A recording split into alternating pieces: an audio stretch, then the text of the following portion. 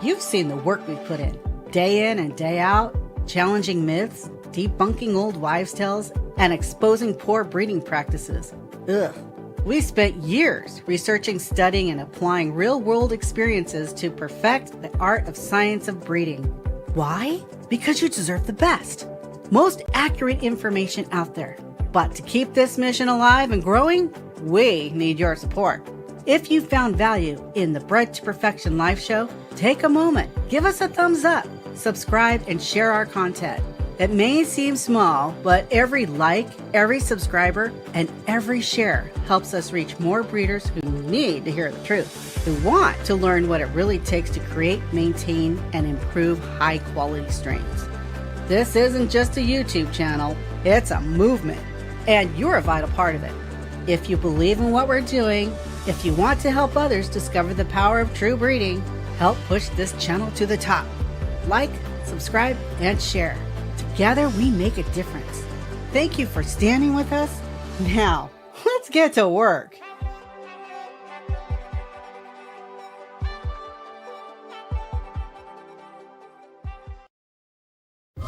Entertaining, informative, and educational.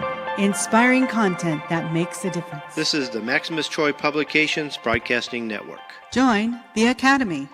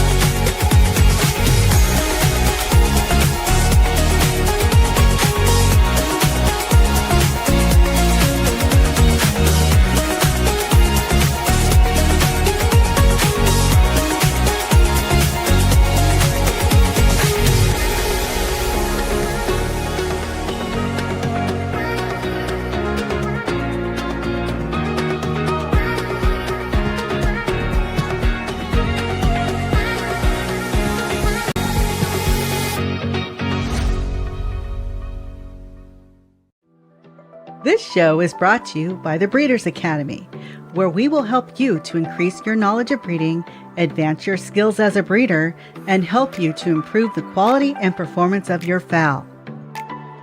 As a member, I'll provide you a roadmap that you will need to create a true family or strain. Starting with a cock from one breeder and a hen from another breeder, no problem. We can help you to turn your flock of hybrid crosses or mongrels into a pure family or strain, and show you how to continually improve that strain each generation. We'll start by showing you how to select your seed fowl and how to turn that seed fowl into a high-quality foundation strain. Our proven breeding programs and specialty courses are designed to take you step by step through the breeding process. And best of all, I'll be there to help you every step of the way. We urge you to check it out. You have nothing to lose, and you can cancel at any time. You also have a 30-day money-back guarantee. Simply go to www.breedersacademy.com to sign up. The Breeders Academy will not only change the way you think about breeding, but improve the way you breed your fowl. Okay, welcome to another episode of Bred to Perfection. I'm Kenny Troiano, founder of the Breeders Academy, and I'm here with my wife Nancy and Peter Brown. What's up, guys? Good evening. It's so funny. When we were doing all the promos in the pre-show slide, I was hearing like double sounds. I don't know how to explain it. It's like I was hearing it twice in my ear, and I'm like, "What the heck is going on here?" I even ran out to where Nancy's like, "What's going on? Does it sound okay?" She goes, "Yeah, that sounds perfect." And I'm sitting here playing with this as I'm doing everything, and I forgot that I opened up our show on YouTube on my other screen, and it was playing as the same time this was, and there was a delay, and I was like, "What the hell is going on here? Jeez!"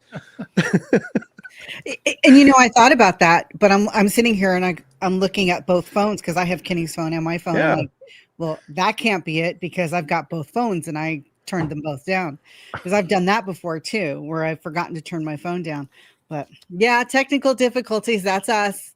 I never do that. I don't know why, because I was waiting for Peter to come on, and so I was kind of playing with.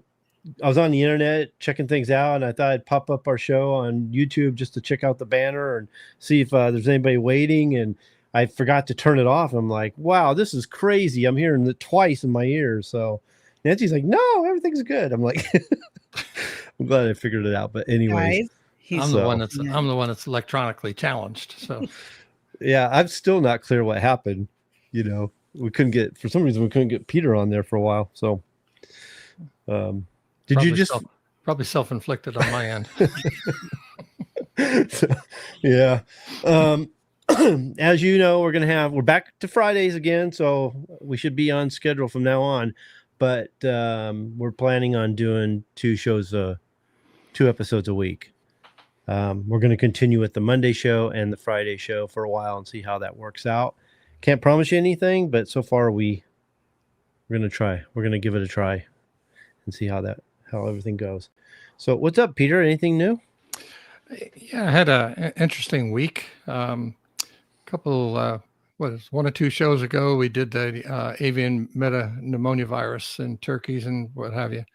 And I had the great opportunity of handling a live case of that this week. And so it's been an interesting story. And I thought what I would share, it's always better when you have a lab report sitting in front of you and stuff, and we can talk about it, what's written in books and all that kind of stuff. But I just thought would be interesting to see the severity of this. And, the mortality just starts to pick up. They noticed just out of the blue. And this particular farm is isolated. They're in the sticks. And they don't hunt. They are grain farmers and such to a degree, a few cattle and some turkeys, and they're grown in confinement, so they're inside. And we're really right now just trying to decipher how this got in there. Did my they guess, figure it out? Because I know you and me talked about it, and I mentioned that I wonder if it's mice and rats. And rats. That's a hard thing to get across to people. I would say that is a possibility, no question. I think even more so maybe because I got a hold of a friend of mine who's in the business on the commercial side, and he said Pennsylvania's got huge problems with it, and there are some areas around here that have problems with it as well. So my guess is probably a feed truck somewhere. He buys a commercial feed, from what I understand. So we'll have more conversation on it, because this is really serious. Seven birds dead may not sound like a lot to you, but 7 birds that are 10 weeks old, there's a lot of money in them. And especially when you start out with the cost of the poult itself, and then you feed it every day for 10 weeks and end up having to throw it on the burn pile. So 7 one day, 6 the next. I think we got a little bit under control today. We've got them on medication, got them on a very high dose of oxytetracycline, and that seems to be slowing it down. And more so from the bacterial side, because when I read this report here in a minute or two, you'll see the consequences of this stuff are pretty severe. There's no way a bird's going to survive once they really get it, and kind of devastating when you see it. Reading it, I'll just start reading it from the lab report, actually, and so they tested for a whole bunch of things, and I'll go through those towards the end of this. But this is the necropsy. So they start off with calling it respiratory complex, which is kind of obvious. 7 birds, dead birds for evaluation. Birds with severe respiratory gross lesions, including consolidated lungs, which means the lungs, which should be pinkish and spongy, were not. They're more hard, full of mucus and exudate, congested with white foci, possibly bacterial infection, which more than likely it was. Swollen spleen with hemorrhagic foci, which just really means it's bleeding. And very enlarged livers with fibrous layer covering the liver surface.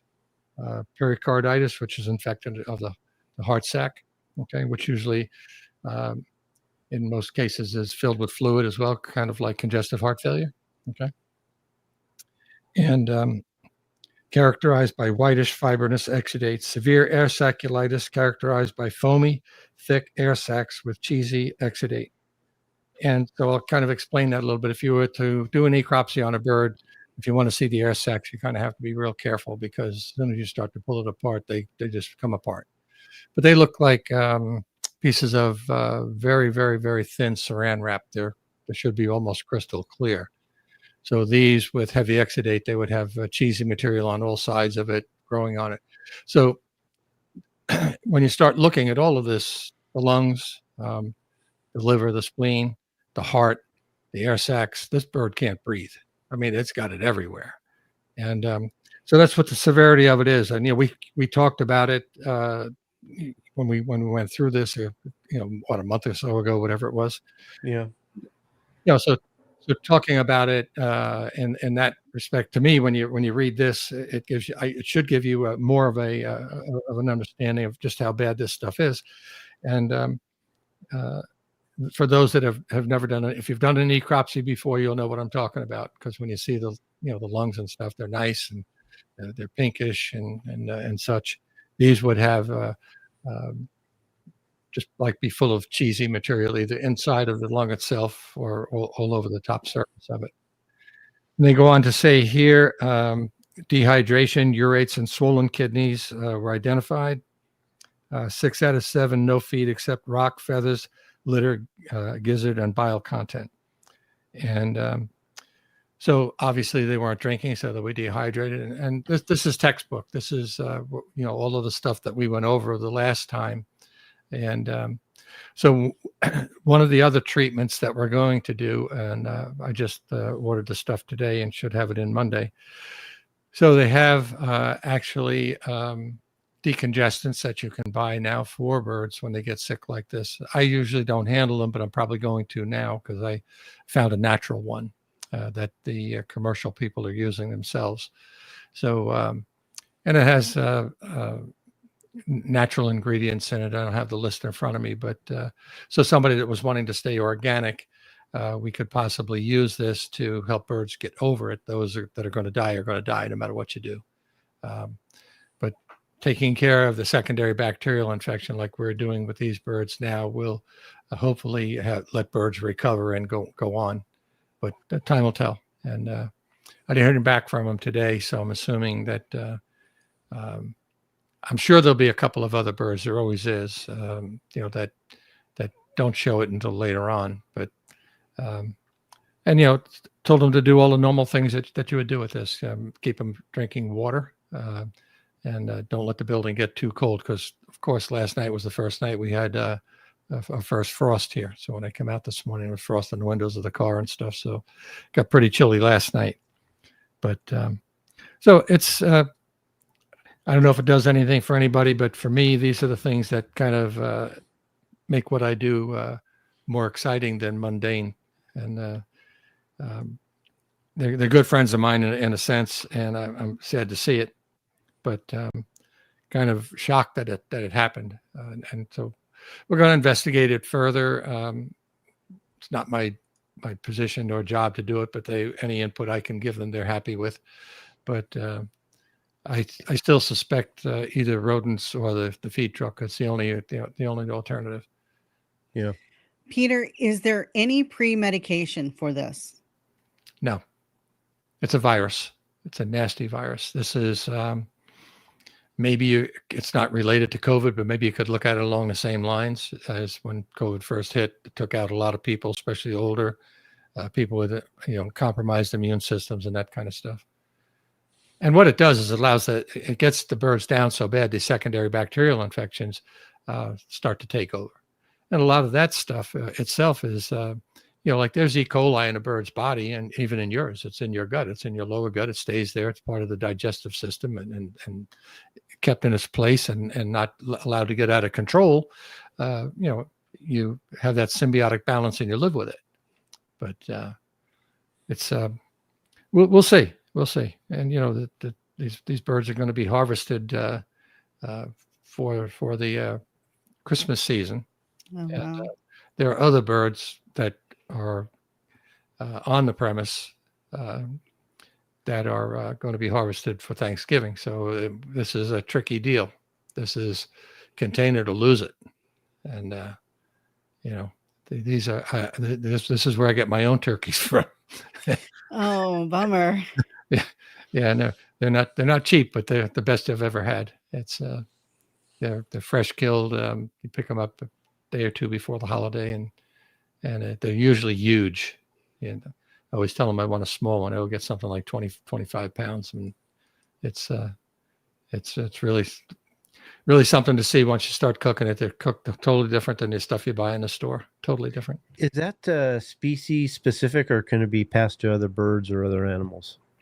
If my memory serves me correctly, it's pretty much turkeys at this point, but chickens can get it, if my memory serves me correctly. Okay. They're having outbreaks of it in the Midwest and in Canada and places like that as well. So it's one of those ones that was just hanging around, not doing anything, and then all of a sudden it's become the thing. And to me, we had this chat, I think, the other day, Kenny, when we were talking. Yeah. But I like to analyze things, look at things, and decide, try to make a decision where things are coming from, where they're going. Doesn't make me smarter than the next guy. It's just that I like to know. And we were talking about avian influenza and how it keeps coming back to a lot of the same farms. And having worked in that industry many years ago, I can tell you, basically how they operate. And it's an open facility. There's no fence around most of them, to my knowledge, at least not the ones I worked on. And so anything and anybody basically can come in. There's no wash downs of trucks. So then you have to look at it from the other side. The primary breeders, that Hendricks and those kind of people, you won't get on their farm. You won't get near the place. It's all fenced. Everything gets washed down that comes in.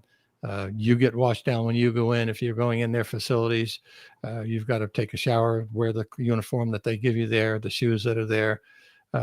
So you have to ask yourself, why don't they have the problem? Because they have tight biosecurity. Yep. I mean, this has been going on since 21, 22. Here we are in 25, still dealing with it in great numbers. It's starting to show its head in the Dakotas again, even in California.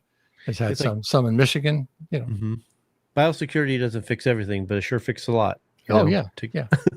So, and you have to look at some of them. There's one outfit out there last year. They lost 6 million birds. I mean, how's that happen? Wow. How do you not protect that?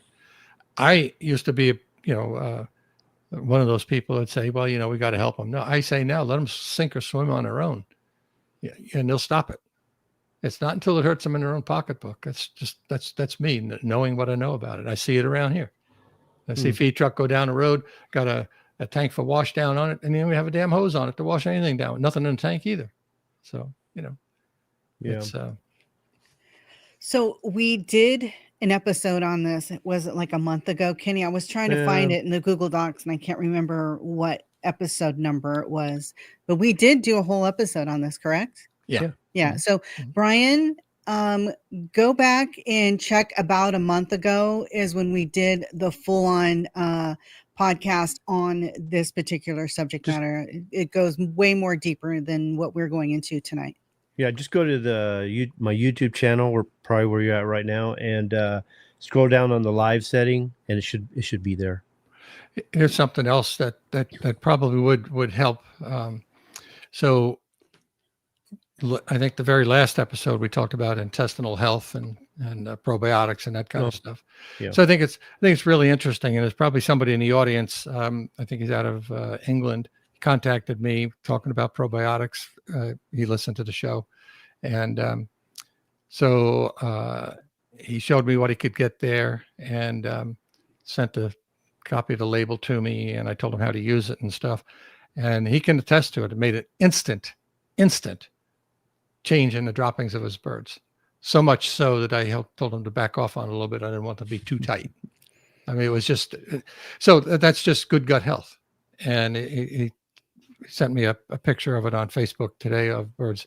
They're all a picture of health. And not that they weren't before, but they're better now. Their immune system can fight off a lot more. I'm not going to tell you it's going to fight off this, but it certainly would have helped. Mm-hmm. It certainly would have helped. Yeah. You know. But at any rate, that's that story. And so what we're talking about today, let me see if I can pronounce this. Good luck. No. I think I practiced. I did. Spirochetosis. Yeah. Oh, good. Yeah. And all that really means is that the organism, which is a bacteria, is a spiral in its shape, and some are some have more spirals to them than others. And there's an older one around, and I think you mentioned it, and that one I've never ever seen. This one I have seen. This one is out there, and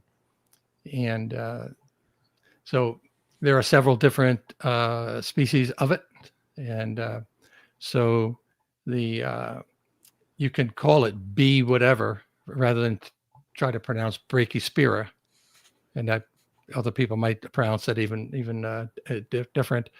But the second part is a Pilasacoli. Sounds more like an Italian thing. It sounds like something you're Like cooking in your kitchen. Yeah, like a dish, huh?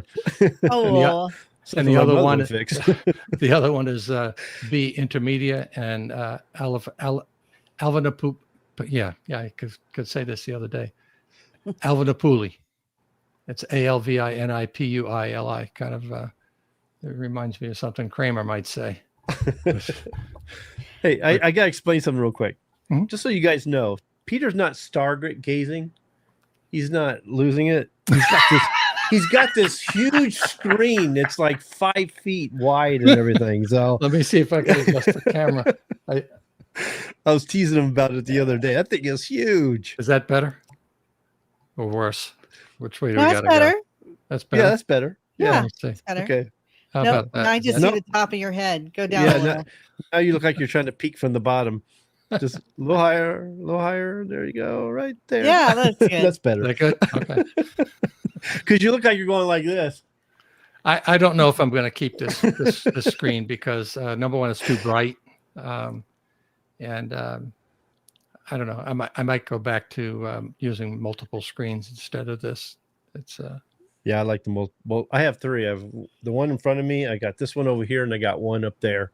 So He's so spoiled. yeah, I got one little laptop right here. I got three And a windows phone, into the a cell world, phone. man.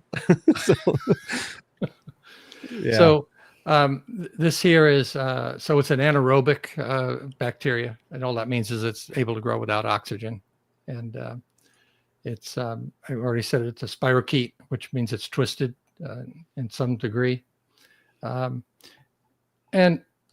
it spreads pretty rapidly. It's something we see a lot in the commercial poultry industry, but I've run into here in the last year or so more cases of it than you would think, and so I thought it would be a good idea to bring it to the forefront and talk about it a little bit. It's not a big subject, but it's still one that's out there. So if it's spread basically by other birds with contaminated droppings, it lives in the lower GI tract and down around the colon, becoming more and more prevalent everywhere. Seeing it as well, like I said, in the commercial poultry industry. And the problem with this, as are a lot of things now, a lot of these bacteria, is that antibiotic resistance is building very rapidly with this. So that's one thing to keep in mind. And that's one of the reasons why I go back and brought in before when we were talking about this pneumonia virus. Keep the gut as strong and as healthy as you can. And you can do that in a number of different ways. You can use a probiotic. You can use the oil of oregano. All of those things will help you keep a good, healthy gut on your bird. And get in the habit of becoming a poop inspector. I mean, it's really important, because it'll tell you a lot about the bird besides looking for worms and the remnants of coccidiosis, and should have a nice, really relatively firm dropping if everything is going along the way it's supposed to. And, so this thing says it's spread by birds. Is that other chickens or wild birds too? Well, it's got to come from somewhere. So I think it starts out in wild birds, ends up in chickens in that respect. And it wouldn't surprise me. There isn't a ton written about it, but it is out there, and I have seen it and identified it and used the appropriate medication on it, and it took care of it. So when you use the medication is not a really broad spectrum product. It doesn't work for a whole lot of things. It's really mycoplasma specific. That's where it gets its claim to fame. But the symptoms are constant diarrhea, and that diarrhea will stick to the feathers. It can be foamy looking, and then you have to be careful not to confuse it with a cecal tonsil dropping, which can be foamy, but that should be a different color. Okay, that should be more like a butterscotch pudding type of color. Okay, this one is more coffee. Okay, so if you're a coffee drinker, just think about that in the morning. With cream or without cream? This one has foam. You guys are so bad. What do they call that? Is that like a frappuccino or something? Or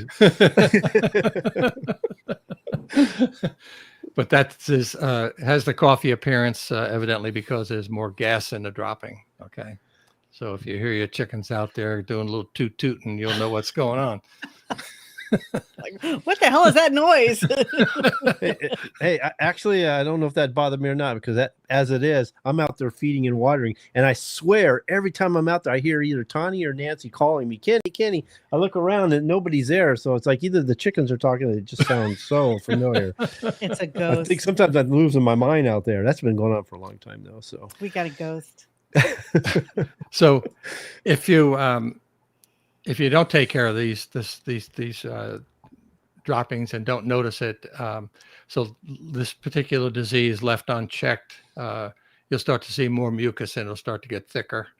And so you got the diarrhea, you've got the coffee look to it, and then you've got the foaminess of it, and then it's going to start to turn a little thicker with more mucus. And again, the longer it goes, the more damage it does, and then you start to see some blood in the droppings. So therefore, you could consider this coccidiosis, and you could treat for coccidiosis and not get anywhere.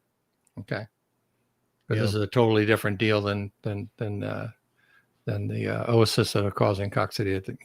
So, and that's the thing. If you're not out there poop checking daily, and you missed the beginnings of it with the coffee looking and the foam and all that good stuff, you could totally get it misrepresented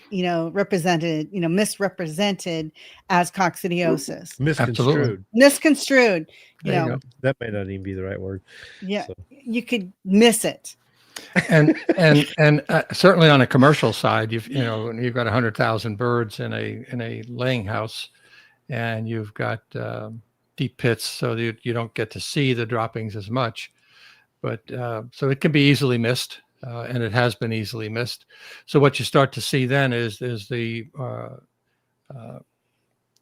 things start to get out of hand within the chicken house. So you don't see the growth. So if you see it in a pullet operation, you'll see birds will severely lag behind in their growth. And that can be as many as 7 to 10 weeks behind. And how about age specific? Is it more? Does it go after the young birds or old birds alike? It is not age specific to my knowledge. I didn't find anything anywhere where they said that it was that.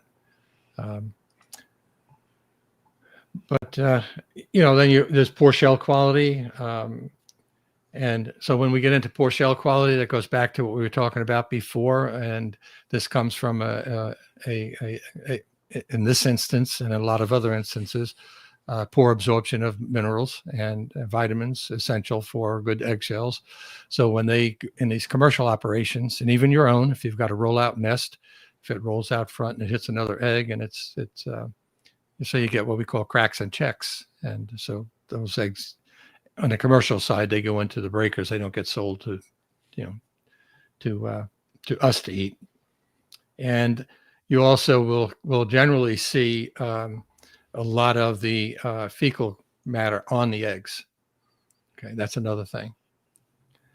And not forgetting that the cloaca is a common urogenital duct, so the egg comes out in the same spot the poop comes out. So if it's still hanging around as liquidy, loose diarrhea, it's going to smear the egg, which makes them harder to clean. Okay. This I found interesting, and I put it here so you can talk about it.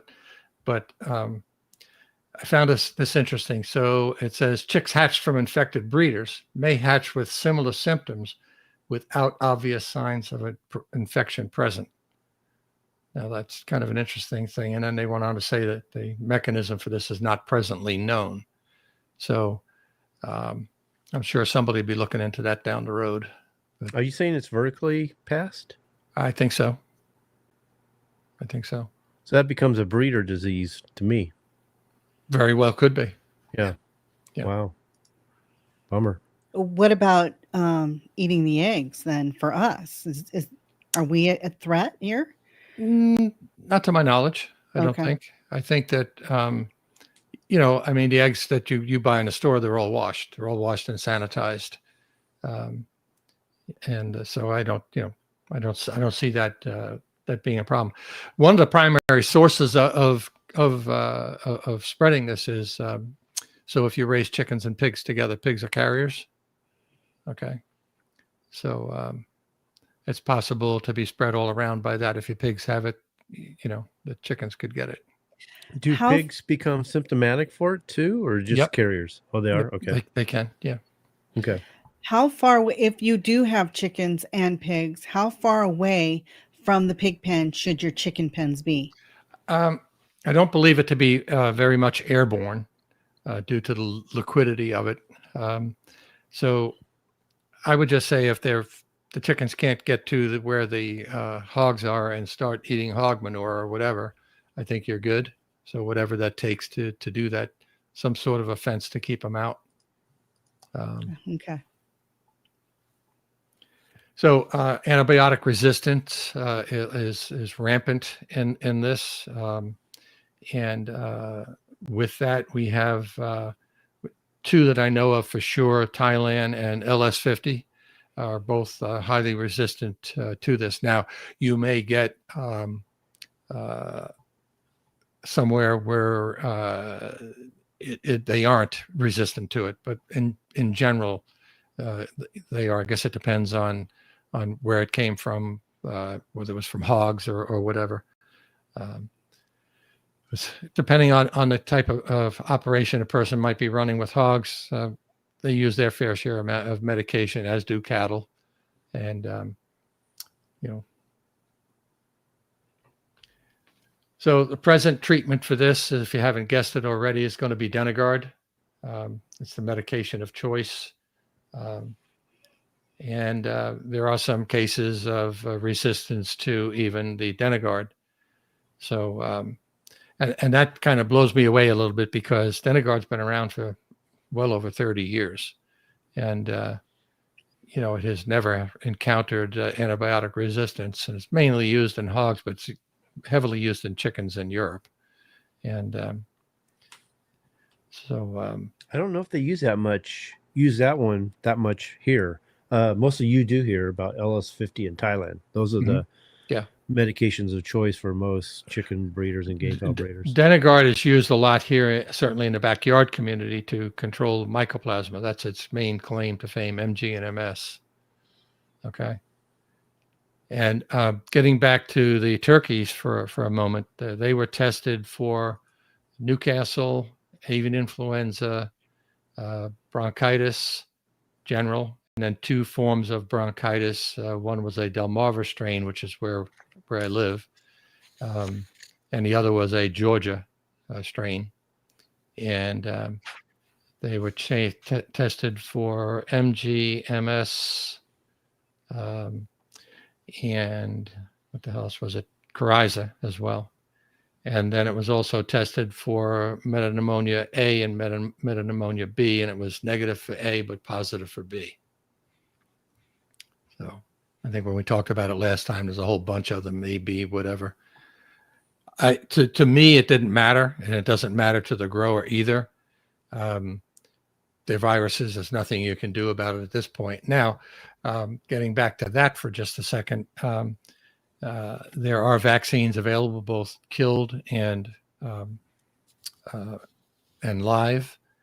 And I had a conversation today with somebody in the business, and I was asking about the volatility of the live, and I said the live can be pretty nasty. So I'm not sure that I want to suggest that to the owner of these turkeys, because sometimes, as we saw with COVID, in many cases, the vaccination was worse than the disease. And so I'm not sure where we're going to go with that. And then again, going with the killed vaccine, I want to see, what the industry's saying about the killed vaccine in relation to protection. Is it working, not working? And just for everybody's information, this has become this metapneumonia virus has become such a problem in the United States that the vaccines are not from here, have a special license the FDA and the USDA have granted so that those vaccines can be imported here because it's a problem. There are no U.S. vaccines for this disease, so that's kind of disheartening a little bit. Nobody bothered to look into it. So. Is it possible that because it's not available here in the United States, that a live vaccine will not make the trip? No, they're allowing them to use both. They're both available. I can buy them.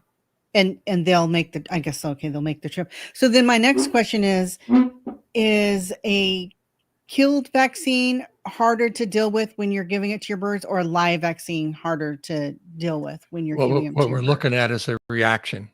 Okay, when you give a live vaccine, you may get a reaction in those birds, respiratory symptoms that you don't want.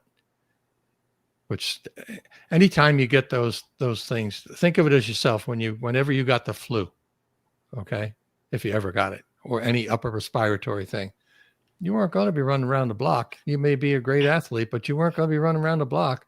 Most of us were sitting in a chair or laying down somewhere, taking Tylenol or whatever, to control what you would call a secondary infection till it went away on its own. And it's the same thing there.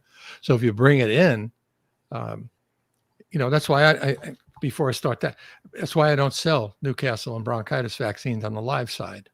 Okay. I can get anything I want on the killed side. I can get the live. I don't want it. First off, they come in now and you can't buy 1,000 dose bottle anymore that I know of. They're all 5, 10, 15, 20, 50,000 dose because that's the flock size. So instead of opening 50 bottles, you just open 1 or 2, depending on the size of the flock. But there are consequences of using those. If you have birds with any kind of an impaired immune system, the reaction is going to be heavier. If the birds get a larger dose than they should get, which they can when you're giving it either by spray or by water, even by eye drop. Okay. Eye drop is probably one of the most severe because it gets right into the respiratory system real quick. Spray is probably the next one because it's aerosol and the birds are breathing it in. And all of those have consequences. So, the commercial poultry industry don't have a choice. This guy is not really commercial. Okay. It's quasi-commercial if you want to look at it. The number of birds are minuscule compared to what what the commercial poultry or turkey industry is doing. So all of those. Now, coming back with a killed vaccine, there are consequences to that as well. And I think if I were in that business, a person looking at it, I would probably take the killed over the live unless they could, show me that the live is not going to blow up my birds. And so what would you see with the killed? You would see after about a week to 10 days, maybe 2 weeks after the vaccine is given. It's given by injection, so it makes it more difficult. It's not as easy to do. But you would see maybe the birds start to have swelling at the injection site, which is necessary. So it's an adjuvant, which is generally what they call surgical soap and a highly refined mineral oil mixed together. So with an adjuvant, a surfactant, so that the oil and water will mix together. And that's designed to irritate tissue at the injection site so that the immune system will recognize it more quickly. Okay. If you didn't have that in there, it would recognize it, but it might take weeks. We don't want that. We want an even response across all of these birds, and we want it now. So in a very short period of time, you would see that. Now, that swelling in a lot of cases may go away. And then in other cases, it may not go away. We learned this way back when they first came out, when they were giving it to laying hens, and they were giving it to them in the breast. And then when the birds would go to market, they had to cut out all these spots where these granulomas were from the vaccine. And so that became a problem. And so, no, everything has its downside. The best thing you can have is to have healthy birds that have never been vaccinated. I never suggest vaccination to somebody without doing a workup on what's your risk. Are you bringing in birds from the sale barn? Are you swapping with your neighbors? Are you bringing them in from all over the country from different breeders and people that you don't know? I mean, I run into that every day. People that don't understand how Merrick's works, and they bring in birds, and now they've exposed their flock that's never been vaccinated because they brought in ones that were vaccinated. Yeah. And they just don't understand that aspect of it. So you have to be careful what you wish for with this stuff, because it can be really, Well, that's the thing too, Peter, is there's a lot of, we see this in the game fowl industry, that some of these breeders vaccinate for everything, because not that they're experiencing everything in their yard, but they don't know where they're going to go, and they want to make sure they're covered. They don't realize the Pandora's box that they're creating, so that when someone buys birds from them, they ship it over to them. They wonder why their birds are getting sick. So right. And the same thing can go with, we talked about it before with LT, okay? Tissue culture vaccine, very, very, very mild. Chick embryo, hotter than a firecracker. Responsible for infecting more birds, in my opinion, than most other vaccines on the planet. And again, because people don't understand, and people will buy by cost. One costs twice as much as the other. So say if you didn't know, you would look at them and you say, well, I'll buy the one for $20 versus the one for almost 40.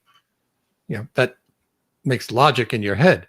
But once you get it into the birds, you'll see it doesn't make any sense at all. It's too late then. And so, and Newcastle bronchitis can be the same thing. So I'm not sure what the commercial poultry industry does now, but in days gone by, we would give 4 live vaccines and then a killed vaccine after that. So you would have a Newcastle bronchitis. Usually in layers, it would be what we call a B1 Newcastle, which is a very mild Newcastle disease vaccine. But that would be coupled with a what we call a Massachusetts, Connecticut, or a MassCon. Those were a Massachusetts strain and Connecticut strain of bronchitis. So they'd be mixed together.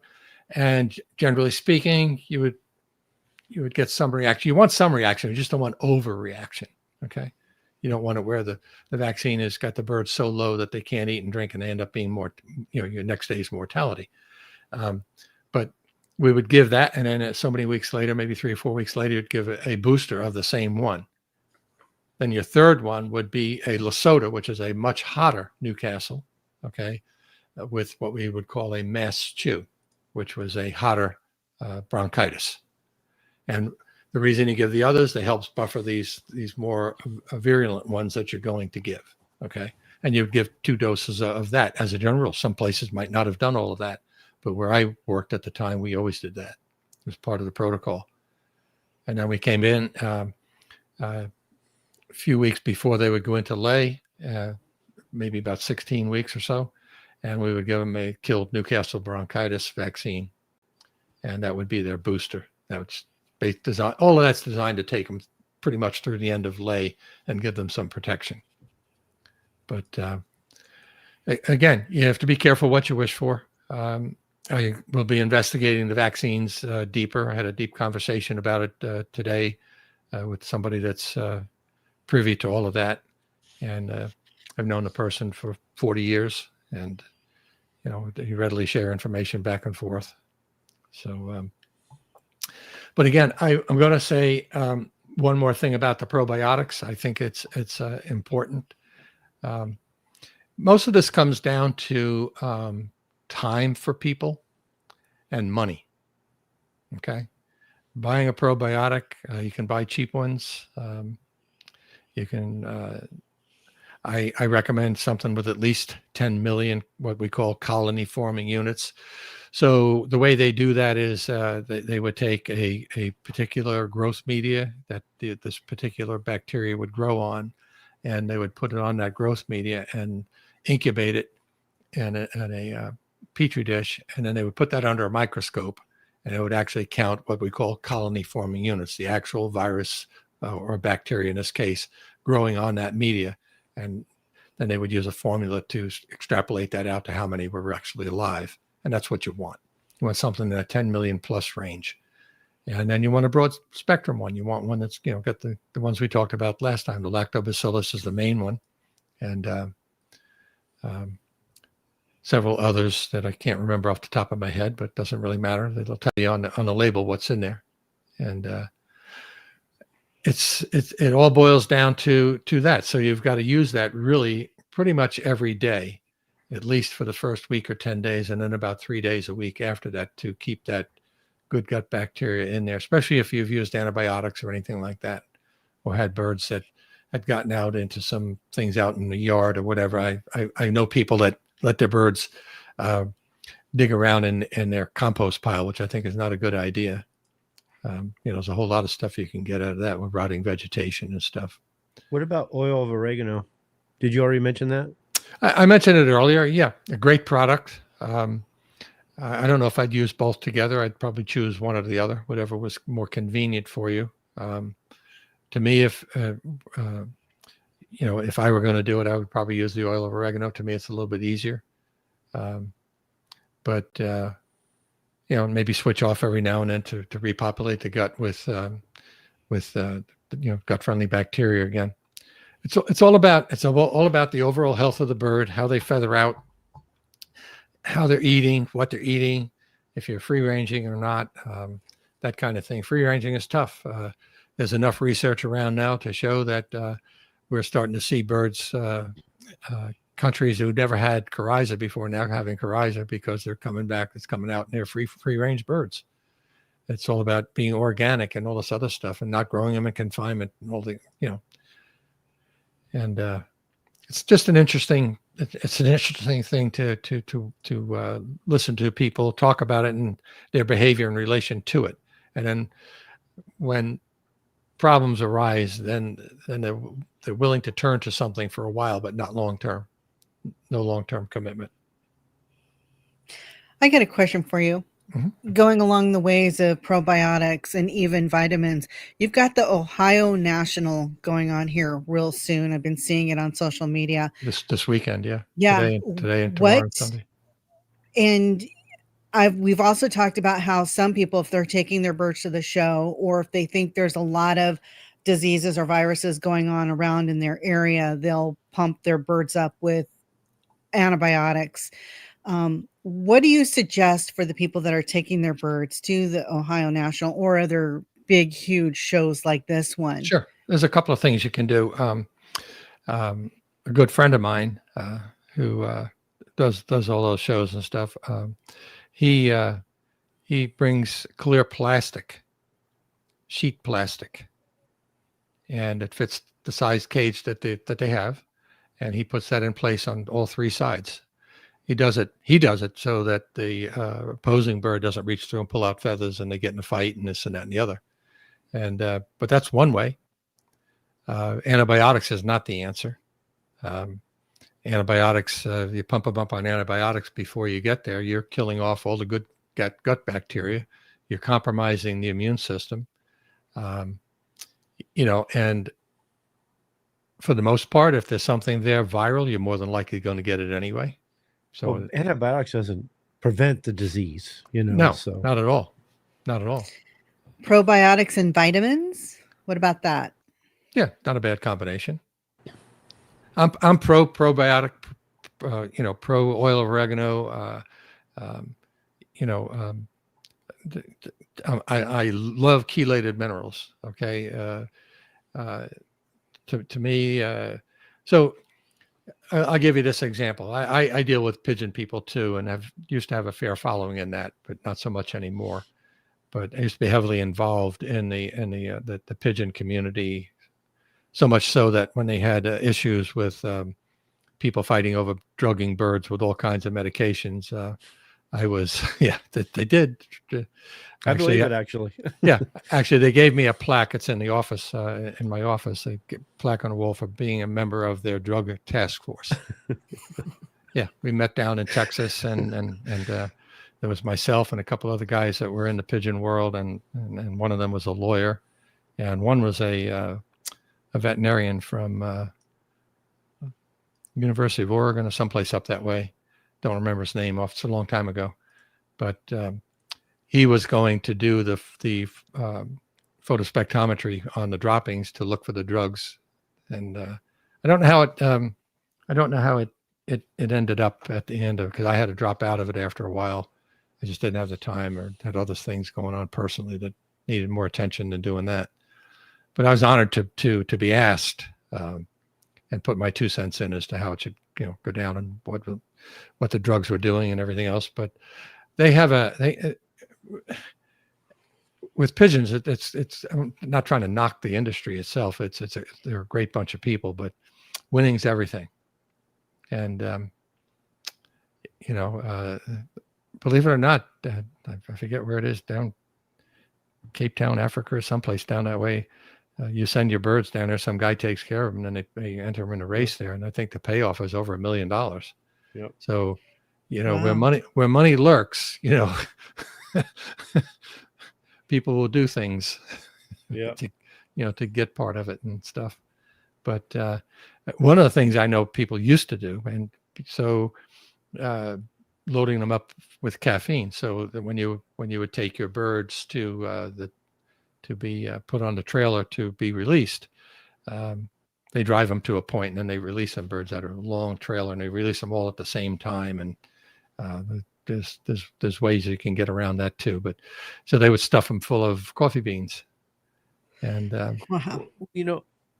I interviewed a pigeon racer, Frank McLaughlin, and he's one of the few that actually doesn't do a whole lot of medication and vaccination. Mm-hmm. He's more of the natural, build resistance, that kind of thing, Mm-hmm. which is kind of cool, because I understand why they use so many.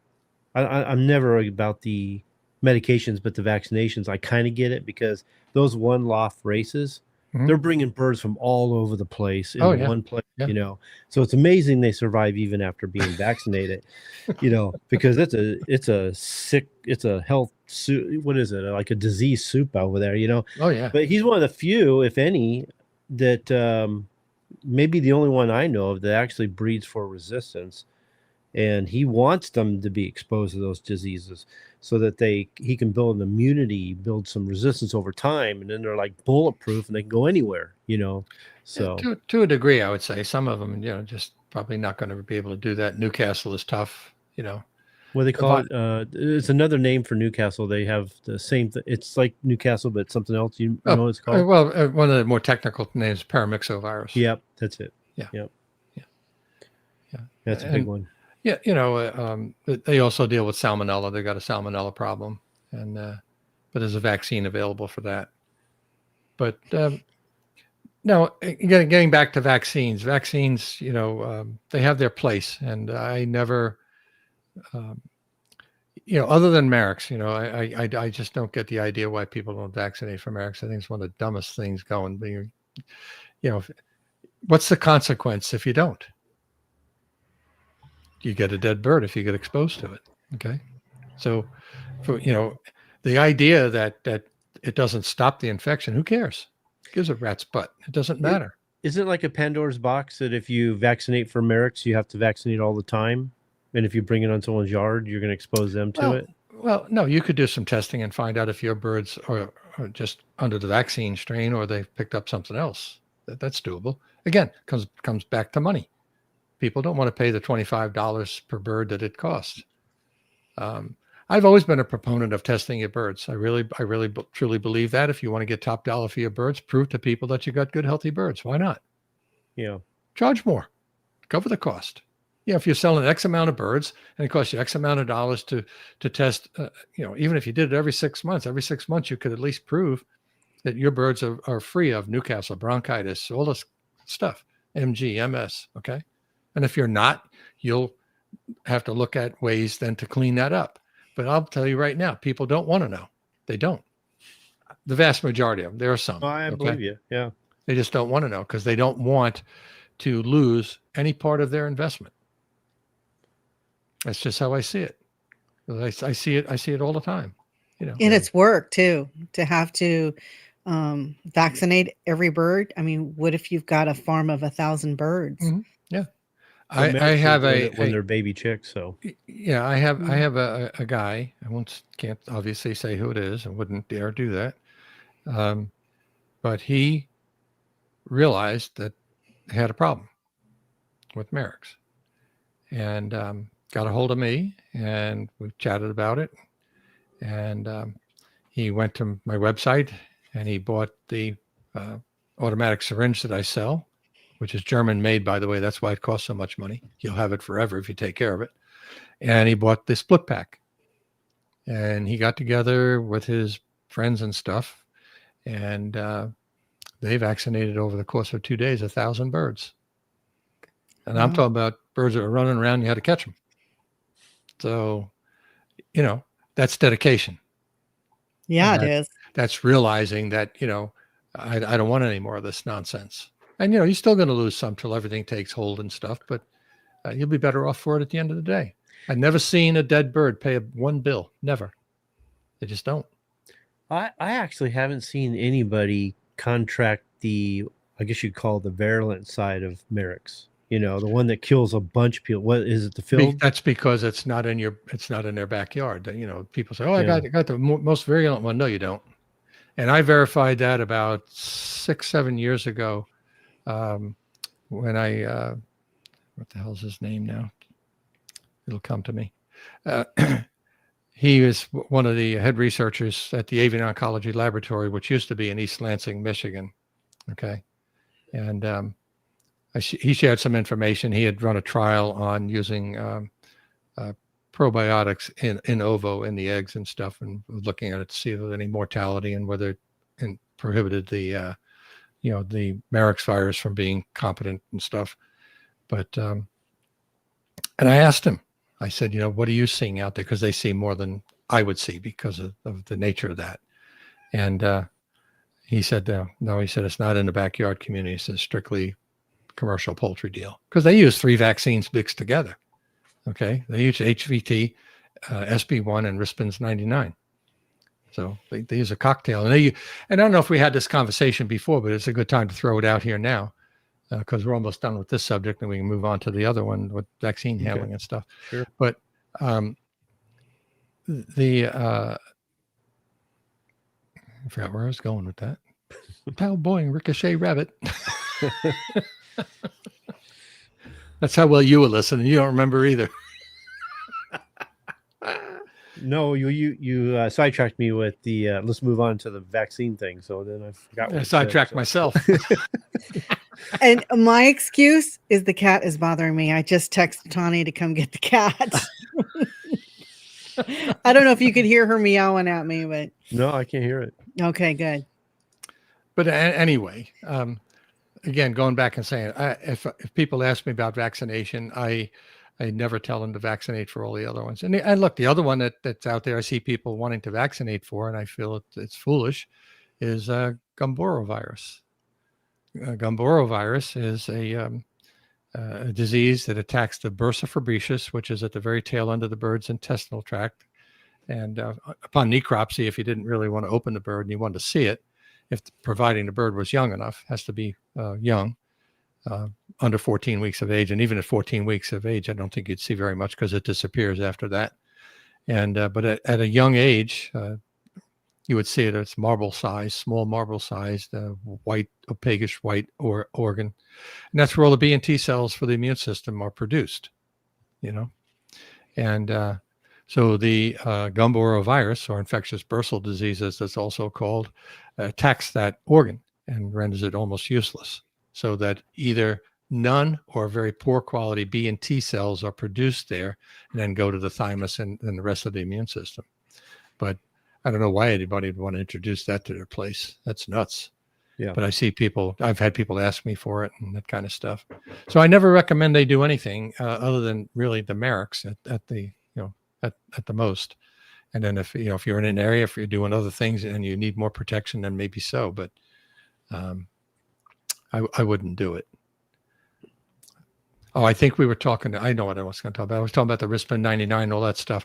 So their vaccine is totally different than the vaccine you're able to buy through me or other vendors like me. Okay, that would sell the same vaccine. And the difference is we use a cell-free vaccine, meaning that the Marek's virus itself has no cell protecting it. Okay, they use a cell-associated. So they have greater protection. And so let me give you a scenario. You vaccinate your breeding stock with the Marek's vaccine. Okay, those antibodies are getting pushed over to the chick. Okay, there will be some. All right, and they are not going to have. They have the opportunity. You give them the vaccine, and your vaccine is not protected. Those antibodies can negate yours. So that's one of the reasons why we see birds that are properly vaccinated that still come down with Marek's later, and you can't get that through people's heads. They just don't understand it. It's Sometimes the vaccine's fault. No, it's not. I get that sometimes they mix Marek's with leukosis though, because Marek's is something they usually get when they're younger, and leukosis. Well, is yeah, they get but when, they're older, when you say mix it, I mean you mix can't up. buy a. They mix. Oh up. yeah, they do that. Yeah, they do that. Yeah. And even upon necropsy, you'll see the word leukosis is tossed around. Leukosis-like virus. Okay. But I also had an issue the other day with a fellow that I've dealt with before on occasion up in Pennsylvania, and theirs came back with the hell was that? It's one of the leukosis complex viruses. I don't often see it, and it doesn't matter. Once they get it, they're done. And they got 30,000 pheasants, and these birds that were dying from this, they were in a pen of 300 or 400, and it is a virus, and it probably came in from where they got the chicks from, or the baby pheasants from, and they got their hands full. So, Wow. So my question to you is, I don't think I asked it very well the first time I asked it. Mhm. If you have you've got a live vaccine and you've got a dead vaccine, Mhm. which of the two vaccine is easier to handle, to give to the chickens, to store? Which do you prefer? Well, it depends on how that live vaccine, the manufacturer designed it to be given. Okay, so you take laryngotracheitis, and it's a good thing you brought that up. Okay, so where I was today, the fellow I was talking with said they were having outbreaks of laryngotracheitis here and where I live. Okay, where we've got zillion chickens everywhere, and we had the conversation, and because they're using a vaccine. Okay, he told me the brand. I'm not going to do that because it's not the manufacturer's fault. It's not labeled for use in the drinking water, but that's how they want to use it. Mm. You see? And again, this is the commercial poultry industry, and they can't understand. They know why, but I mean, they'll turn around and want to blame the vaccine, but it's really them using it the way they're not supposed to use it. Inappropriately, yeah. That's meant for eye drop. It's not meant for going into drinking water. Okay, and that's the way they want to do it. And because they're doing it in ovo in the vaccine before the chick is born at 18 days. Okay. And that's not holding. We've always been a hotbed here where I live for laryngotracheitis. I mean, it's, they still have the whole area where chicks are grown here in between Maryland and Delaware on a map, on a grid. It's all gridded out so that when there's an outbreak in one spot, they make everybody stop going to that spot, pull all the servicemen out of that area and not allow them to go there because the virus spreads so readily. And I probably said this before on another show at another time, maybe a couple of years back, I can't remember, but back in the 70s in Germany, they had an outbreak of laryngotracheitis. Couldn't stop it until they stopped the feed trucks from going farm to farm without being disinfected. Oh, yeah. They pulled all the servicemen off. That's the first thing you do because they go everywhere, okay? And still kept rolling. And the only other common denominator was a feed truck.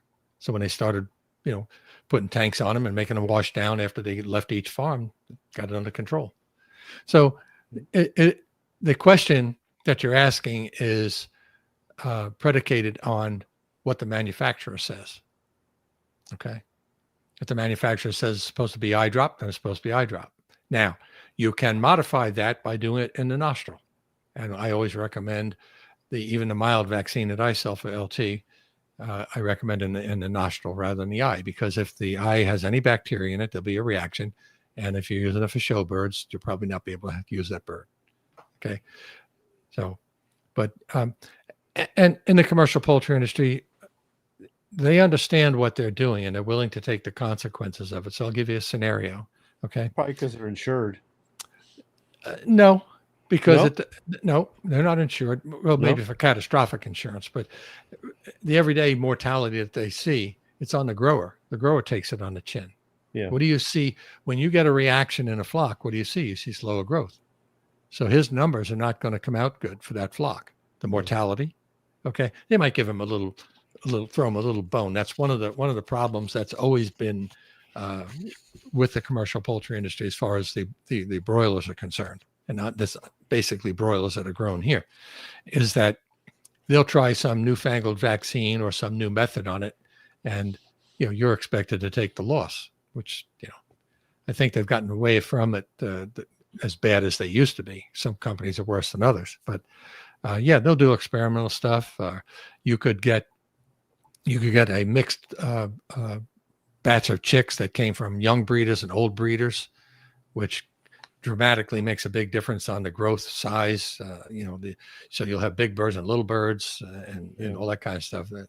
It's just sometimes just the way it is.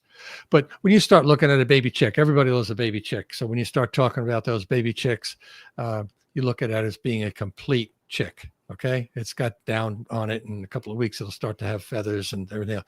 It isn't until really 6 weeks before the immune system is really up and running. So before this bird even reaches 6 weeks, in many cases, they've already been slaughtered and gone to market. Right. So you've not, the problems that they have to a large degree, okay, are somewhat self-inflicted because in the egg, you're giving them, in many cases, Newcastle, bronchitis, LT, and Merrick's all in one shot. Wow. It hasn't even been born yet. Jeez. It reminds me of the shots we used to get in the service. Oh, when geez. they get that gun and give you a whole bunch at one time, You remember that? Yeah, I Oh my remember. God. I remember it well. Yeah, it hurt like hell. Yeah. Did they still using the air gun on them when you were in? Yeah, something like that. I know they hit you from both sides, you know? Yeah. Uh-huh. It's Yeah. like, God, what am I? Yeah. I think I'm a test. And we got those. I don't know about you, but we got those in boot camp. Yeah. And then we got them before every deployment. And I have no idea what they gave us. They didn't ever told you. You wouldn't. Nobody knew you that you were lined up like cattle, and they had two.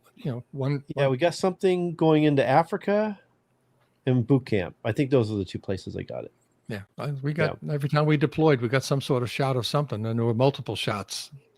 But yeah, all I know is they told me I couldn't give blood for 5 years after that. That's all I knew. Is that right?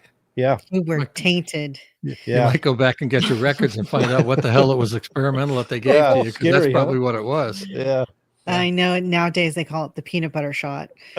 Well, I'll tell you what it is. It's the gun they use. I mean, it's nasty. It's by air. It's pneumatic. Yeah. If you pull away from it, it'll actually tear your skin and cause an actual wound. Yeah. But you're getting it from both sides and multiple shots. Uh-huh. It's not just one person standing each side. You got one shot. I forget there were like 4 or 5 on each side. Yeah. It's like, what the hell?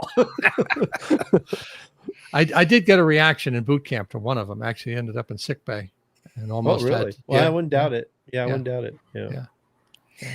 Well, guys, we're over an hour. I've got one question for you. Okay. Should we answer the question then? Whatever you want. End the show. Whatever you want to. I'm here. So. Well, did you want to finish up the vaccination, handling the vaccine type thing since we started? Do you want to finish that, or do you want to do that another day? Let's do it another day because it's 5 or 6 pages long, and then we'll get into a discussion on all that. But Nancy can pick up with how you vaccinate again, because we'll go through that, and we'll make that the opening of the show maybe next time around if you want. Okay. Okay, I'll write myself notes on that, and let's pull up this one question we've got here. Is it okay to give birds fish out of a can sometimes? What does that mean? I don't know why you'd want to do that, but I guess I look, if you're going to eat it, I would say, bird can probably eat it. Yeah. I guess the only thing I'd probably watch out for is any kind of bones or anything, but other than that, I can't see any reason why. What, like tuna, Aaron? Like open up a tuna can and just let them eat out of the can? I don't wonder if he's thinking about the fish oils, for the feathers. That's a lot.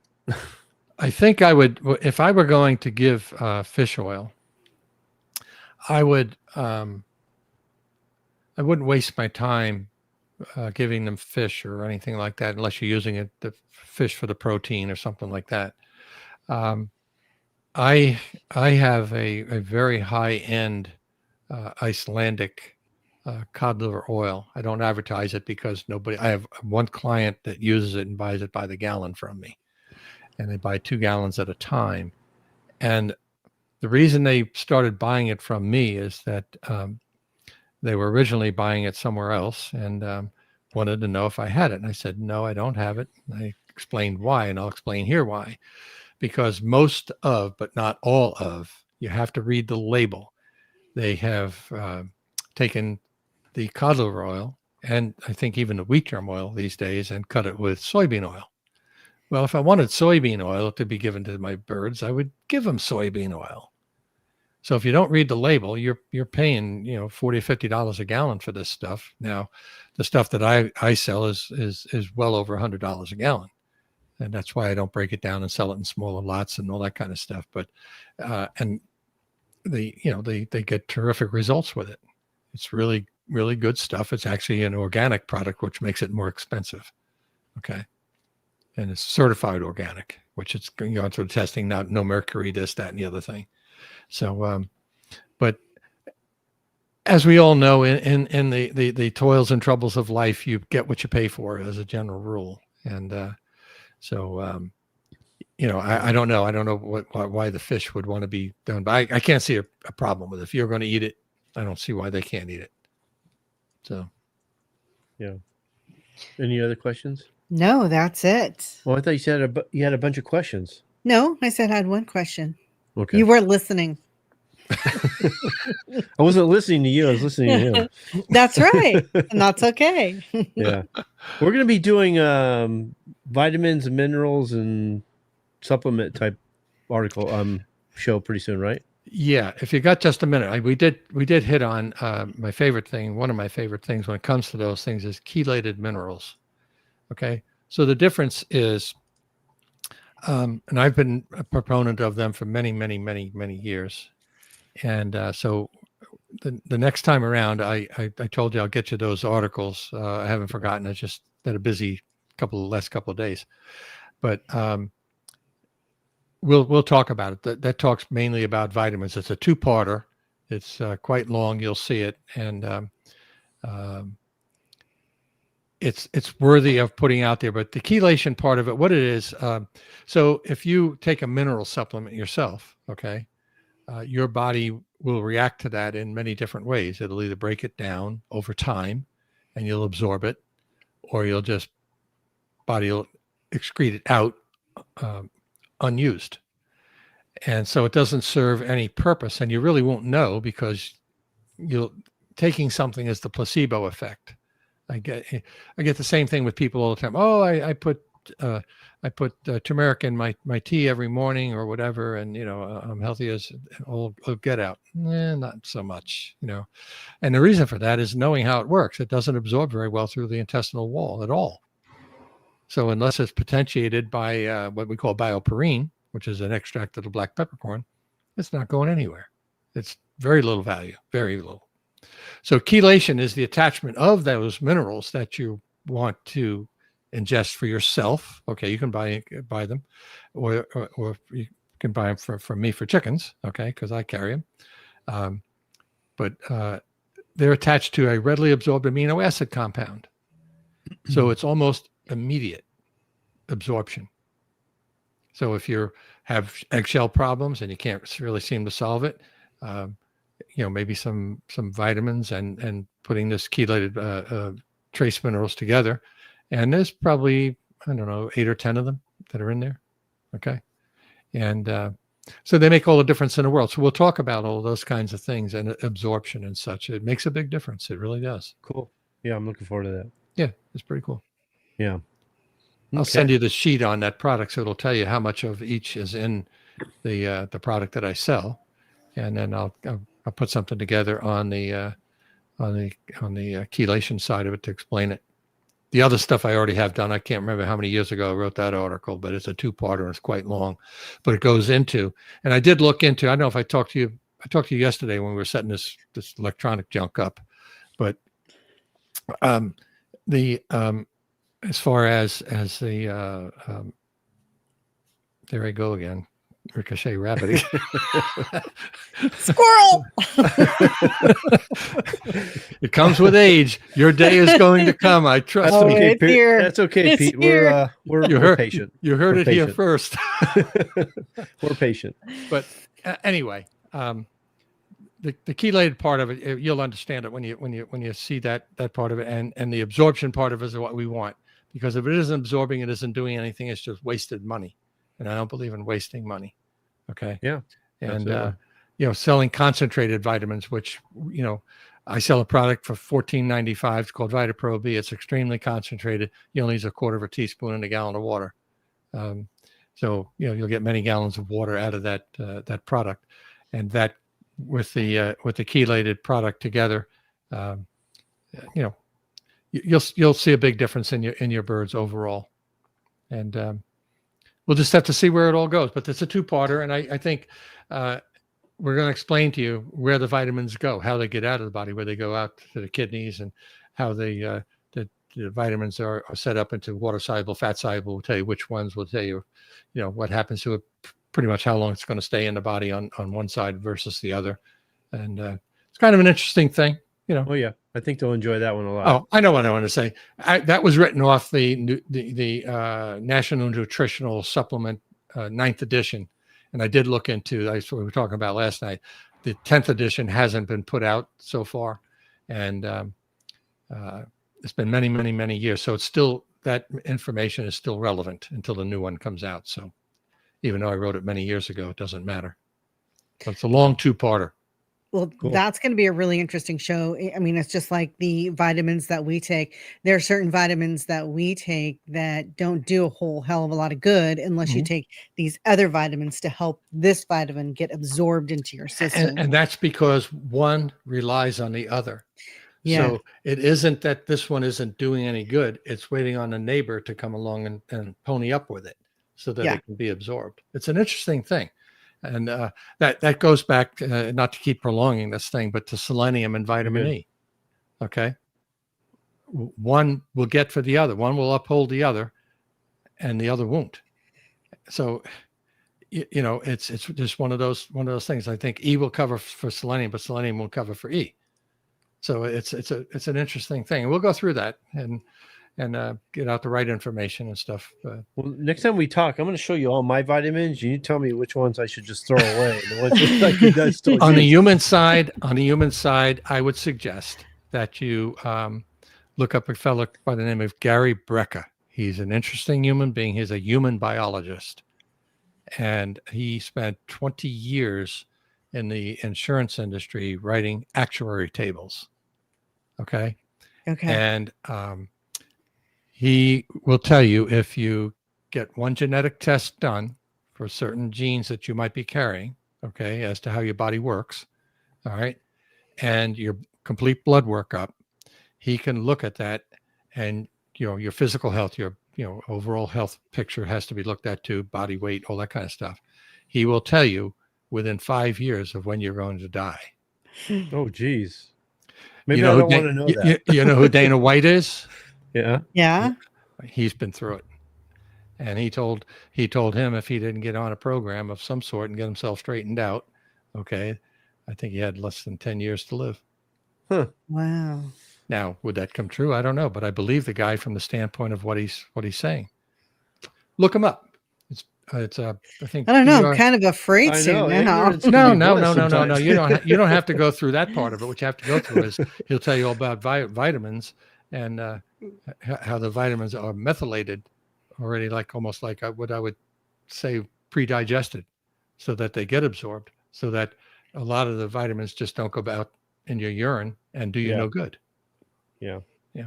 Well, I've been feeling better. I feel pretty good with the ones I've been I'm taking. not saying they won't do you some good. You might have really good vitamins for all I know, but and I don't work on the human side. But I ran across him a couple of years ago, and so much so that Dana White and stuff have invested in him, and I'm trying to think of who's the other guy, Grant Cardone, multi-billionaire. He did the same thing for him, and look, it could be all mirrors and smoke for all I know, but I look at it and I see Dana White, a totally changed person, lost a ton of weight. He's really turned his life around as far as that was concerned. And he swears, he said, if I'll never go see another doctor again, he said, they're all full of bull. Yeah. So there you go. Yep. Yeah. I need to go on a diet. The last 2 months. Yeah, me too. Yeah. I've gotten sloppy in the last few years. I told Nancy she better get me on a diet, or she better start buying me new clothes because everything's not fitting lately. This is not chicken related, guys. But no, if you really want to know what vitamins to take and stuff and what works, because not all of them are created equal in the marketplace. Okay. Yeah. He'll get you on that path. You don't have to buy them from him. You can just but you can get them through him as well. He's a big proponent of vitamin D, extra vitamin D, as much as 10,000 units a day. Really? I've been hearing a lot about that lately. Because it's part of your it helps with your immune system. Yeah. Yep. Yeah. I'm taking 5,000 right now, but I've been wondering if I should up it a bit. We have been around the public in the last 6 weeks more than we do in a whole year. Mm-hmm. And Kitty and I did okay. Tani's the one that came home with a cold, a virus, a coughing. She's a little sicky right now. Yeah. Yeah. So I think I need to up her vitamin, up the ante on her vitamins. I think vitamins and a probiotic for yourselves as well. Yeah. They make them. Yeah. Cool. Is there anything you want to say before we get off, Pete? Nope, I'm pretty much done. I think we can call it a night. How about you, Nancy? I'm good. Okay. Oh, So you what? guys, Monday, I'm sorry to interrupt. Monday, make sure that you catch us. We'll put out a notification to remind you that we'll be on Monday. And I'm not sure what we're going to talk about on Monday, but we'll I think don't of know yet. something. We'll think of We'll think something. Yeah, I got a few ideas, I think. So Other than that, make sure if you haven't already, subscribe so you get a notification, hit that bell so that you know every time that we're on, because sometimes we get a wild hair up our butts and go, hey, let's go do a show. live. Let's go do a show, you know, and, We've been kind of crazy and lately with we it. just pop on. Yeah. So there you go. Okay, Pete, I appreciate it. Appreciate everybody coming and pleasure. watching and participating. So we'll see you guys next week. Okay. Bye. See ya.